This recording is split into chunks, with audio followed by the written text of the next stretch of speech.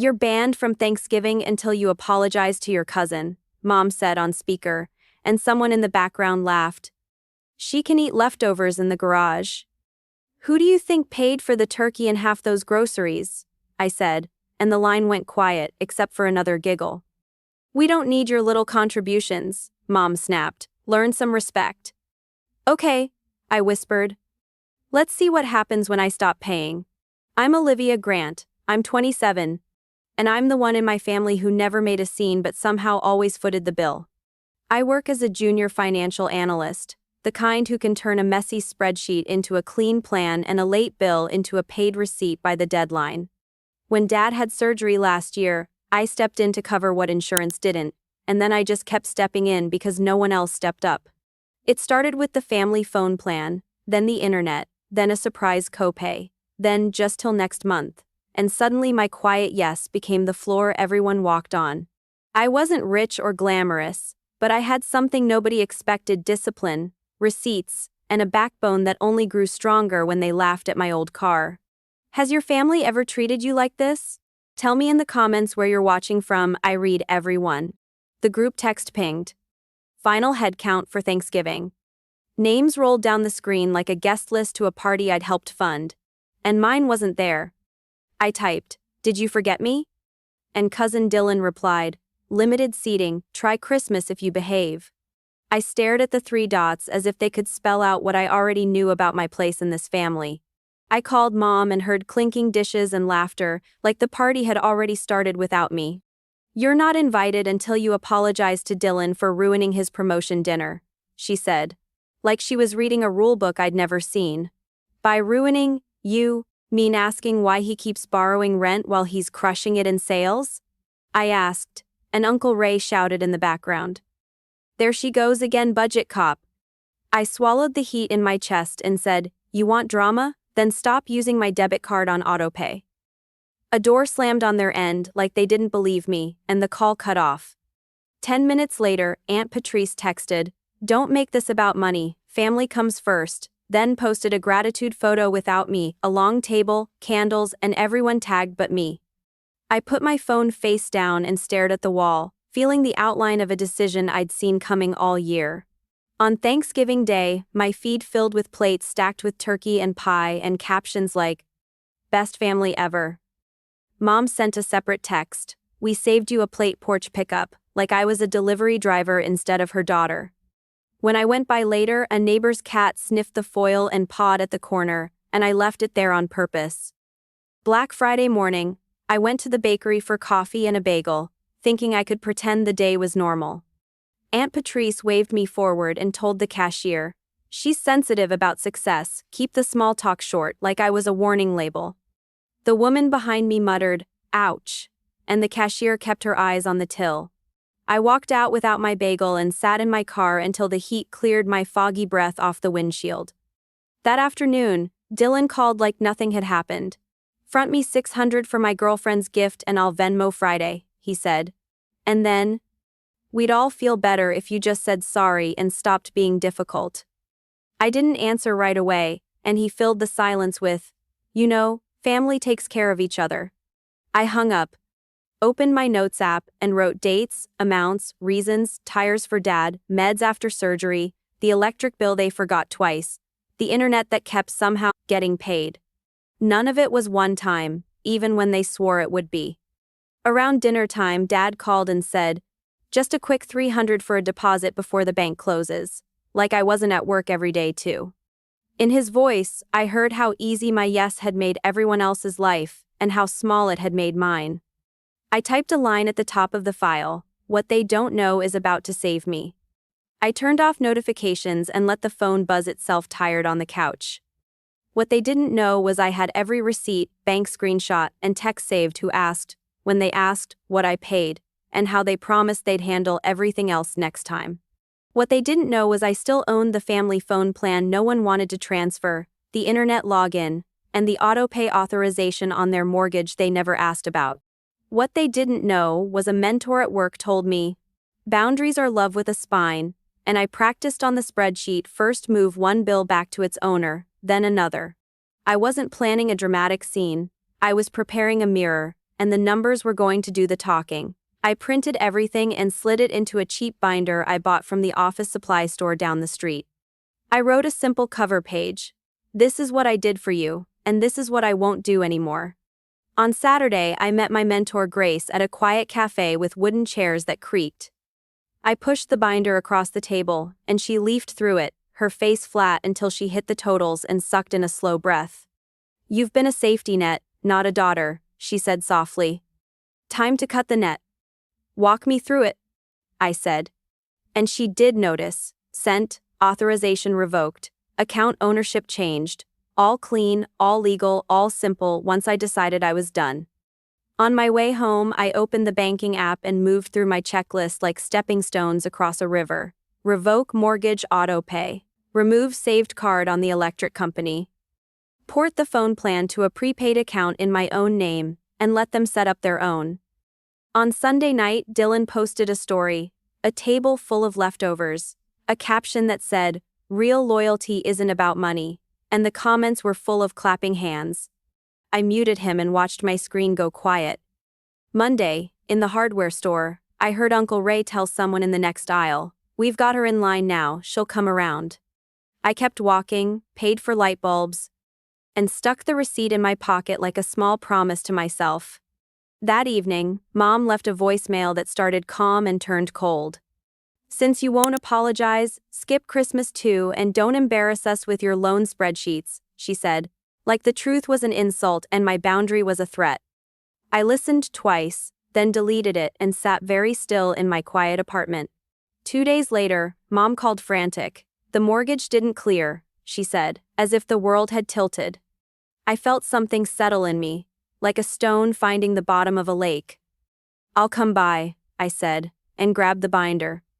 At the kitchen table, with the blinds half open and a cold cup of coffee sweating onto a coaster, I put the binder down between us. "This is private," I said, glancing toward the hallway. "No audience." Dad sat, his face gray around the mouth. "We thought Dylan was helping," he whispered. I turned the binder to face him.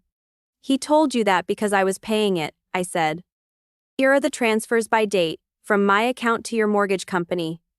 Mom's hands shook as she flipped pages, paused at a list of groceries, heating, prescriptions, the phones in their pockets. 3 years of lines, 3 years of me. "You banned me from Thanksgiving until I apologized," I said quietly. "So I stopped paying for the holiday you enjoyed without me. And I'm done funding the parts of me you're ashamed of." The front door opened, and Dylan walked in like he lived there. He stopped when he saw the binder. "You're really doing this?" he asked, like my choice was an act of aggression instead of an act of care for myself. I slid a clear sleeve across the table, his text requests highlighted in yellow, the dates, the "I'll Venmo Friday," the "never did."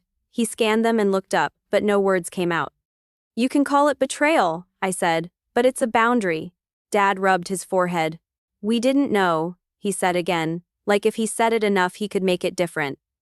Mom stared at the totals on the last page, and her eyes got wet and she said, "We would have thanked you," and I shook my head.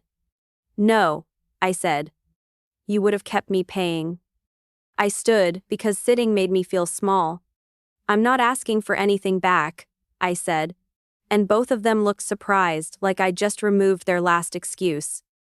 "I'm just done. From now on you handle your bills," I added, tapping the binder once with my finger. "I left notes on which accounts you need to call and how to set up your own auto-pay. I'm not your bank." Dylan opened his mouth, closed it, then said, "You can't just leave them like this." And my laugh came out soft and tired. "I'm leaving them like adults," I said, "which you also are." He looked away first. Dad tried again. "What about Christmas?" he asked, voice thin. "I'll see how I feel," I said, and I meant it in a way I'd never allowed myself to mean anything in this family. I tucked the binder under my arm and walked out into a bright, ugly afternoon that felt cleaner than any holiday table I'd been left off. On the drive home, the light turned red and I felt a sudden rush of fear. What if they cut me off for real? What if no one called again? Then the green arrow flashed, and I turned, and I realized I'd been living in fear of that silence for years. Maybe it was exactly what I needed.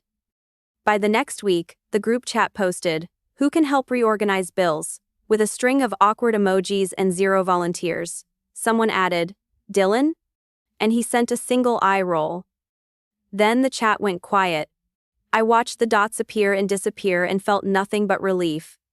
Aunt Patrice posted a quote about humility, and for the first time in a long time, no one tagged me under it. Dylan's weekend photo dumps slowed, fewer dinners out, more nights in with old board games and dim lamps. Mom texted me a recipe for a casserole like nothing had happened, and I didn't respond. 2 days later, she sent a longer text, I didn't realize how much you did, followed by, we'll figure it out. I read it twice and put my phone down. That night, I made tea in my small kitchen and balanced my own budget and smiled at how simple the numbers looked when they only belonged to me. I wish I could say there was one big apology and a neat bow at the end. There wasn't Adia, there were smaller things. Dad calling to ask how to set up autopay and actually writing down the steps. Mom paying a bill late and paying the fee herself without asking me to fix it. Dylan not texting, which might be the most honest thing he's done in months. Grace checking in to ask, how's your piece? And me answering, quieter. I kept the binder on my shelf, not as a threat but as a memory of what I let go and what I chose instead. A week before Christmas, Mom called and said, if you want to come, there's a seat. And her voice had less iron and more air. I asked, is there also respect? And we both let the question hang there. We're trying, she said, and I believe she meant it, even if she didn't know how yet. I'll think about it, I said, and after we hung up, I sat in the dark with the tree lights on and the room smelled like pine and orange peels. I thought about how many times I bought peace with money and called it love. I thought about the plate on the porch and the cat who probably had a better Thanksgiving than I did. Then I thought about the moment at the kitchen table when the numbers finally said what I never could without being called dramatic. I realized I never wanted to go back to being the person who apologized for saving people from their choices. On Christmas Eve, I took a walk in my neighborhood and watched the windows glow. A couple argued softly and then laughed, and a kid pressed his face to the glass to watch snow flurries catch the streetlight. My phone buzzed. Dylan, for the first time since the binder, I didn't know, he wrote then, I'm sorry. I stood under a tree and read it twice and didn't reply, not yet. I turned off my screen and kept walking, and each breath felt like it belonged to me. New Year's Day, I cleaned my apartment and found the old envelope where I used to tuck receipts for family emergencies. I threw it away. I made a new folder called Plans, and inside I put a list of classes I wanted to take and a savings goal for a trip I'd been putting off. I drank coffee that I didn't rush and listened to a playlist that wasn't trying to calm me down from anything. In the afternoon, Dad called to say, we set up the autopay, and I smiled because he said, we, not you. He paused and added, I'm sorry for making you feel like a purse. And the apology sounded raw and new in his mouth. Thank you, I said. That helps. Later that week, I passed the bakery where Aunt Patrice had waved me forward like I was a problem to manage. I went in. The same cashier looked up and smiled and asked, what can I get you? Everything bagel, toasted, cream cheese, I said, like a person ordering breakfast on a regular day. When I stepped back onto the sidewalk, I took a bite, and it tasted like something simple that didn't owe me anything. I'll be honest, sometimes I still check the CUD, group chat, and feel a sting when I see a thread of inside jokes I wasn't there for. Sometimes I wonder if I'm being stubborn. Then I remember the porch plate and the binder and my own voice in that kitchen saying, I'm not your bank. And I know I'm not being stubborn, I'm being whole. I keep a sticky note on my fridge that says, no is a complete sentence, and it's silly, but it helps when someone tries to turn my boundary into a debate. I don't owe anyone a PowerPoint for why I won't pay their phone bill again. Spring came and the air turned soft, and the first daffodils in the median looked like tiny yellow hands waving hello. Mom invited me to dinner, no occasion, no conditions. I went. We ate pasta and talked about nothing serious, and every few minutes she looked like she wanted to apologize again and then didn't pace it, and I let the quiet heal on its own. When I left, she hugged me, and it lasted a second longer than usual, like we both recognized the cost of that hug and paid it willingly. I don't know what next Thanksgiving will be like. Maybe I'll be at the table. Maybe I'll take a trip somewhere cold and silly and drink cocoa out of a paper cup. What I do know is I won't be buying a seat with my silence or my bank account. I won't be the porch plate. I won't be the autopay ghost. For once, their silence didn't hurt me, it freed me. Subscribe for more true stories of betrayal, justice, and strength, because someone out there needs proof that boundaries aren't cruelty, they're care. Where are you watching from? Drop it in the comments. Your voice matters here more than old family rules that never protected anyone. If you've ever had to prove your worth to those who doubted you, tell me your story and let this be a place where we don't apologize for saving ourselves.